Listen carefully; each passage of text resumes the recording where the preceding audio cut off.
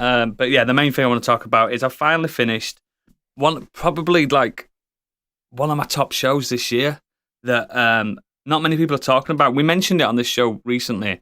I know Candy's been watching it. Welcome to Wrexham. I finally finished it. Yeah, me too. This show is sensational. Now, you don't have to be into football, do you, Candy? Nope, not at all. I'm not in the slightest, but really enjoyable. So it's a docu-series chronicling the purchase of and stewardship of Wrexham AFC, one of the professional football's oldest clubs. So it's Northern Wales. They're in the conference, or what they call the what do they call it now? They don't call it the conference anymore. They call it the Vanarama National League, which is just a nicer name of saying you're the bottom, you're the fucking worst. It's the lowest form of professional football in Britain. To the point where some of the players have make that sound like jobs. such a derogatory way of saying it. It's like, sarcasm's the lowest form of humour. This conference is the lowest form of football. Well, it is, mate. Some of these players have to have 2 jobs just to support their lives. You know what I mean? They don't get paid a lot to do this. And I don't know if you've heard of these 2 gentlemen that have purchased this club. A guy called Rob McElhaney from quite a nice show called Always Sunny in Philadelphia. We've never really talked about that show on this podcast before. And a cute guy called Ryan Reynolds. I don't know if you've ever heard of him either. But these 2 nobodies, these 2 superstar billionaires decided to buy this club. And the show just documents how and why they bought this club. The main reason they bought it probably is hubris that they can. But then it slowly turns out to be these men wanted to put something back into a community that were lacking. I think it was 15 years they've been in this conference, and the town of Wrexham was just on its arse because the football was one of the main things about this town, and they've been trying to turn it around throughout the pandemic. That's the problem. They decided to do this just as the pandemic hit. So, as us football fans know, wasn't really good, was it, during the pandemic? There's not a lot of atmosphere, let's just say, in the stadiums for one, or anybody. And yeah, it just basically, if you know about football, you know exactly what happened to Wrexham AFC and stuff. And did they get out of the division or not?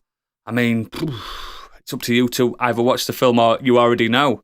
But it's just a really good, heartwarming tale where football's kind of the background of individuals that live around this place, and Ryan Reynolds and Rob McElhaney themselves and stuff. And I don't know, there was just something really endearing and special about it. They narrated it and stuff, and they took piss out of each other a lot. And this blossoming bromance that they got, because these 2 had not met when they bought the club. They'd not met in person, and they met after they purchased the club. And it's just, I know. Why? Why did they get involved in buying it? That's the bit I don't understand. It was Rob McElhaney's.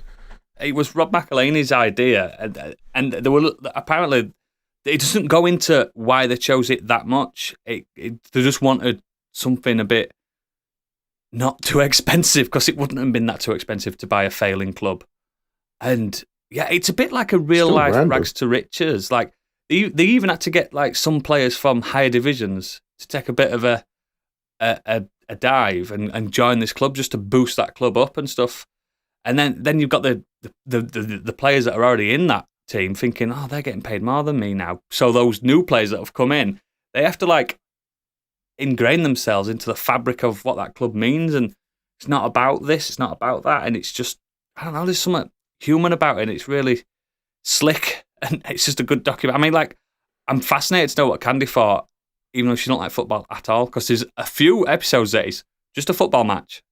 Yeah, I mean, like you said, that kind of is almost secondary. It's like Ted Lasso, isn't it? You don't need to like football. But what I really loved about it was the way that you can see it becoming almost a joke between them. We bought this football club, it's going to be really easy. Yeah. And then they start becoming really, really passionate about it. And it does, consume a lot of their time. And they are over quite often. And you can see that they are actually invested in it rather than just off the cuff, just do it for a laugh kind of thing.